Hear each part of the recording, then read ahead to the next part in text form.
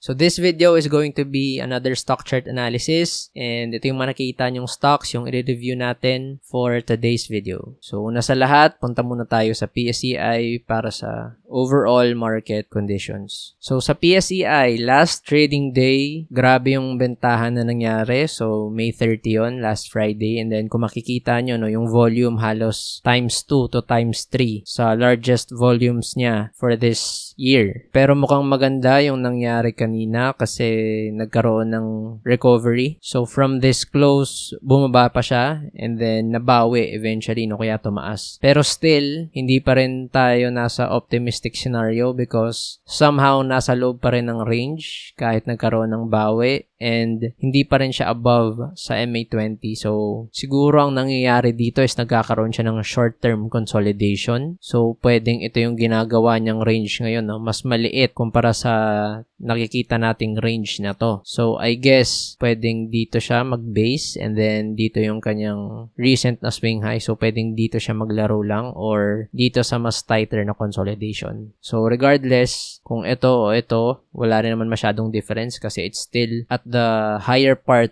of its previous range. So, gusto natin mangyari, mag-consolidate sana siya pero dapat above ng MA20, no? So, targets are still intact. Ito dapat yung malagpasan yung mga resistances para makonsider natin as nasa bull market scenario na tayo. So, unang stock na i-review, ABA. So, sa ABA, mukhang tuluyan niya nang nalagpasan yung resistance sa 0.73 and yung kanyang previous support dito sa 0.71, no? So, tuluyan na ngang nangyari yun and kaka-breakout niya din sa range niya na immediate at this area. So, looking good talaga sa ABA, no? If you were lucky enough na nakakuha ka dito sa 0.62, 0.63 nung nag-breakout siya, then that is already around 27% or 26% gains. So, ngayon sa ABA, next price target is, of course, ito, yung 0.87 and yung kanyang previous support din dito sa 0.96, no? So, ito yung next na resistances na kaya niyang matest, I guess, within this month, no? Kung itutuloy niya yung trajectory niya na ganito yung galaw ng uptrend and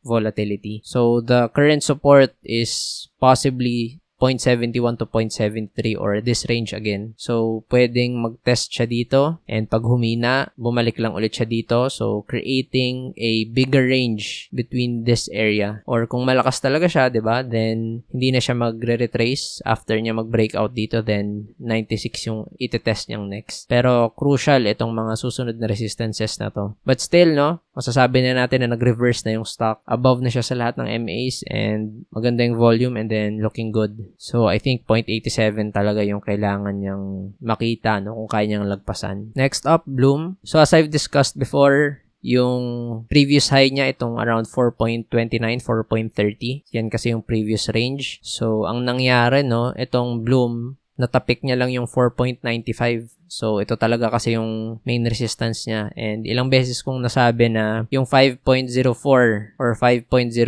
yung importanteng resistance na malagpasan niya para tuluyan nating masabi na nag-reverse na talaga yung stock and uptrend na siya in all the time periods. So, ngayon nagkaroon ng retracement. So, ang laki ng bentahan na nangyari nung May 30. Parang nagaya niya in a way yung move ng PSEI, no, na sobrang lakas ng bentahan. Tapos nagkabentahan ulit but nabawi eventually. So, hindi maganda yung pinakitang galaw nito ng Bloom for the past few days. But okay na rin to na hindi na talaga siya tumagal sa range niya. So kahit ang lakas ng bentahan, somehow today nag-recover siya at nag-went above dito sa kanyang range. So I think ayun na nga yung magiging bagong range niya, no, itong level na to. So I've mentioned too na kapag hindi niya naabot tong resistance na to at nag-resist, no, most likely magre-retrace nga siya sa previous range niya and magke-create ng consolidation dito. So I guess ganun nga yung mangyayari. Magko-consolidate, maglalaro siya dito sa area na to between 4.17 to 4.95, 4.96. And then, saka doon natin malalaman, no, kung kaya niya talagang i-test to para mag-breakout or babalik pa siya dito sa lower range. Pero, unlikely since mukhang nagkakaroon ng support buying above this range here, no? So, the top of the range, tas ito yung support. So, baka ito na lang yung maging base niya, itong level na to around this area in a bigger consolidation. So, So, ayun. Kailangan lang natin antayin kung ano yung gagawin ng Bloom. So, next up dito. So, another stock na madalas nating napapag-usapan. So, I've mentioned before na nag-triple bottom support na tong dito, no, sa levels na to. And then, ang nangyari, nagkaroon ng support. So, nagre-range siya dito sa area na to. Tapos, nag-breakdown. And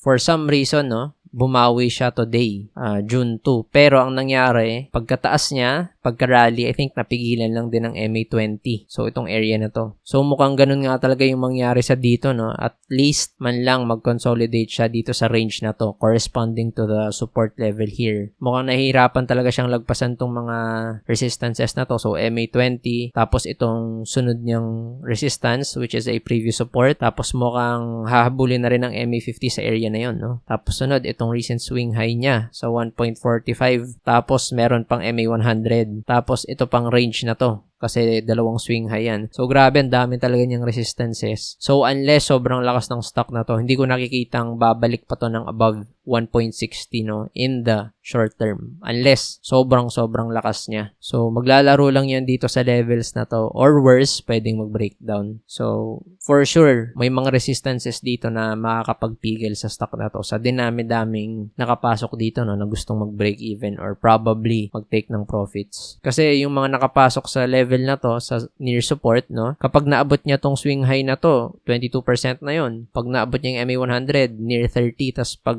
naabot pa niya to, that's around 35 to 38% gain. So, syempre, may mapapabenta dyan. So, mag-a-add yun sa selling pressure. So, next up, Plus. So, ayun, sa Plus, no, patuloy talaga yung rally niya kahit pa nagkaroon ng good news sa Bloom, which is yung kanyang direct competitor, no? Kasi nga, magkakaroon na ng online gambling sa Bloom. So, itong Digi Plus, no, pwede nating masabi na nagkaroon siya ng maliit na consolidation dito tapos nag-breakout na naman nung May 29. And as you can see, patuloy lang talaga siya. So, ilang beses ko na rin tong na-cover sa previous stock chart analysis na mga video and wala nang masyadong masasabi pa dito sa Plus, no, which is siya talaga yung pinakamalakas na stock for this year and even last year. So, wala pa rin pumipigil sa kanya because all-time high na nga talaga, no? So, I guess ang makakapagpababa na lang nito ng Plus is if the bulk or the majority of the market players decide to sell tas mag-create ng domino effect, no? Kasi parang kapag nagkakaroon ng selling, may sumasalo, no? Hence the consolidation. So, ito na ata yung pinakamatagal niyang consolidation during this period, itong area na to. So, yung February up to May. But after that, no, parang ang daming buyers agad na pumapasok. So,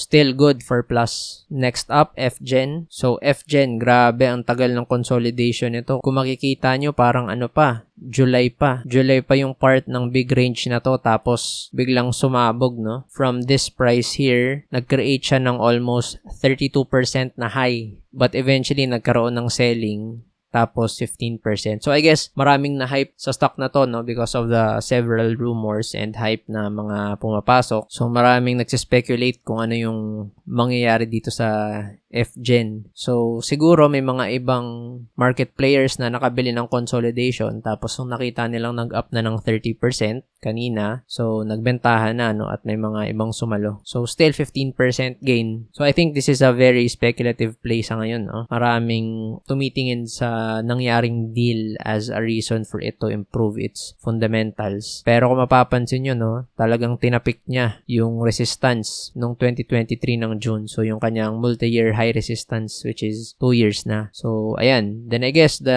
level to watch is 22 nga talaga. Kasi, ayun na nga yung kanyang resistance before, no? So, pansin nyo pala, bigger picture, no? Since second half of 2022 pala talaga to nagkaroon ng consolidation. So, ito yung bigger box niya. So, ayun. I guess, ito yung kailangan niyang malagpasan, yung 22 price area. So, magandang mangyari dito sa FGen, dapat magkaroon siya ng consolidation dito eh. Either malaki dyan or hanggang dito, no? And then, sa kanya i-test ulit yung 22 kung malakas talaga siya. But sa ngayon, di natin masasabi sobrang volatile yung stock na to. But those are the key levels na kailangan bantayan. 22. And pwede siyang bumalik lang din ulit dito for its support sa kanyang range. Or kapag hindi nag-push through yung mga deal or nawala ng gana yung mga market players, then most likely babalik lang din ulit sa kanyang previous range tong stock na to. So next up, Converge. So, there's an average price here kasi kung napanood nyo sa 24K to 1M, so hawak ko pa rin tong stock na to. So, nahirapan siya, no, na malagpasan yung kanyang resistance na makapag-close siya ng maayos above that 20. So, mukhang ito na nga talaga yung kanyang range na ginagawa. So, this consolidation here. So, as I've mentioned, mukhang market na lang din talaga inaantay nito. Pag lumakas yung market, sa kanya itetest itong new 52-week high niya para mag-breakout. Kapag wala pa rin nangyayari sa market, then I guess consolidation lang, no? Or balik lang siya dito sa lower part ng consolidation niya for the support ng base. So, yun na lang yung tinitingnan natin sa Converge. Maglalaro lang siya dito sa consolidation na to. But still, no, it's still looking good. Intact naman yung trend. So, next up, APX. So, sa APX, no, meron na tayong mga previous na horizontal lines because ito yung mga na-plot natin before. Kasi sa mga previous stock chart analysis video din, na-cover din natin. So, mukhang nakabawi yung APX, no? So, currently, it's consolidating in a large range. So, ranging from 5.75 to 7.18 price area. Ang maganda dito sa APX, nung naka-recover na siya, no, nag-above na ng MA20. But still, it's looking, hindi pa siya ganun ka-optimistic yung nakikita akong galaw ng APX kasi dapat nalagpasan niya sana tong 7.20 agad, no? So, mukhang natatagalan siya and nagko-consolidate lang siya ngayon. So, lagpas 1 month na nagko-consolidate tong stock. But that's good, no? Compared sa patuloy siyang pababa tas itest niya yung MA100. So, medyo naging neutral yung scenario dito sa APX. So, tatanggalin na natin tong 6.20 and focus na lang tayo sa range na to. So, inaantay na lang din possibly, no, gold prices. Kapag tumaas pa further yung gold, then I guess kaya niyang itest tong 7.20 and ultimately test yung 7.62 na resistance. But if magkaroon ng pagbaba ulit ng gold, di ba? Kung yung market bumaba pa ulit, then pwede niyang butasin yung MA20 tapos MA50 yung next support or itong lower ng base which is around 5.74 nga na area, 5.75. So mukhang maglalaro lang talaga siya dyan sa consolidation niya. So next up, PX. So same movement, no, pagdating sa APX, nagkaroon ng retracement tas bumawi. Ang pinagkaiba lang itong APX nakahabol na yung MA50 tapos MA20. And since first week April pa kasi nag-start yung retracement nito, no? So lagpas 1 month na din na nasa consolidation. So nearly 2 months. So ang ayaw lang nating mangyari sa PX is magkaroon pa ng bentahan, no, para mag-breakdown siya and ma-reach niya itong level na to. So that's around 5.64 and by that time mukhang makakahabol na yung MA100. So pwedeng mag-meet siya dito. So I guess that's the strong or last key support. Dahil pag nag-breakdown pa yan dyan, then malalim-lalim na yung support nito na next. So, pwedeng mangyari lang dito sa PX, no? Hanggang dito na lang talaga siya sa range na to. And I guess yun din inaantay niya, no? Yung paggalaw din ng gold or ng APX para try niyang itest yung resistance niya dito para mag-create ng bagong 52-week high. So, next up, DMCI. So, DMCI Holdings ngayon, bumalik ulit siya dun sa support area. So, currently, andun siya ngayon sa range na previously kung saan laging nagso-support. So, make or break, no? Ngayong week, kung ano mangyayari kung magko-consolidate ba siya near the support or babawiin niya kaagad para bumalik siya dito sa kanyang previous na range or kung humina pa yung market, then pwede siyang bumaba. So, yung mga next support kasi nito, no, medyo malalim na. Ito yung pwede nating makonsider as major support sa 10. And then, ito ulit, meron siyang previous base around 9. So, medyo malayo na. So, kung mag-breakdown man siya, dapat hanggang 10 lang, no? Kasi, pag hindi nangyari yon, pag hindi nag-support to, then malalim talaga yung next support at 9. So, medyo okay scenario na, no? Kapag nakabalik siya dito sa price range niyang to. So, yun dapat yung mangyari dito sa DMC. Pero malabo na to, no? Na makabalik agad sa 12 price area within a few days. Since ang grabe, ang daming harang na resistances nito yung structure and yung mga moving averages pa niya. So, last is AEV. So, AEV, yung kanyang recent swing high is sa 37.70. So, I guess, nag-act nga talaga as resistance itong area na to, no? So, ito yung key resistance level niya which is nung October pa of last year. So, lahat nung gains na nakuha niya nung May 14, nabawi lang din and then bumalik ulit siya dito sa kanyang previous range. So, definitely not looking good for AEV. Gaya ng sabi ko before, no? Ang nangyari lang naman dito sa May 14 2014, kaya siya nag-run up kasi nga naging part siya ng MSCI. So, kahit siguro naging part siya ng MSCI, no, may mga ibang fund managers na nag-change ng kanilang investments, no, kasi yung MSCI kasi pang foreigner or pang international investment siya. So, as far as I know, wala naman tayong mga mutual funds, no, or yung mga UITFs na fina-follow yung MSCI. So, kung meron ka ng enough na allocation sa AEV, tapos nakakuha ka ng liquidity kasi may mga foreigners na bumibili, kasi sila yung required mag-adjust ng funds nila, then pwedeng yun yung naging way, no, para mabenta ng mga ibang Filipino na fund managers yung AEV, kaya siguro nabentahan nila to. So, kaya bumalik lang din siya ulit sa previous range. So, this tells me na ito yung range ng AEV na bulk na hawak ng mga ibang fund managers dito sa Pilipinas. So, bumalik lang din ulit dyan sa level na yan. Kasi, kung may hawak sila nito, no, tapos andito yung price, then that's already 8-16% gain, no, in just a span of a few weeks. So, hindi na masama, no? Lalo na kung malaki yung funds na hawak mo. So, ayun, that ends the stock chart analysis video for today. So, ayun yung mga stocks na na-review natin. So, again, kung meron kayong ibang stocks na gustong mapag-usapan, you can just comment down below. Tapos, review natin yan sa susunod na stock chart analysis video. So, thank you for watching this vid.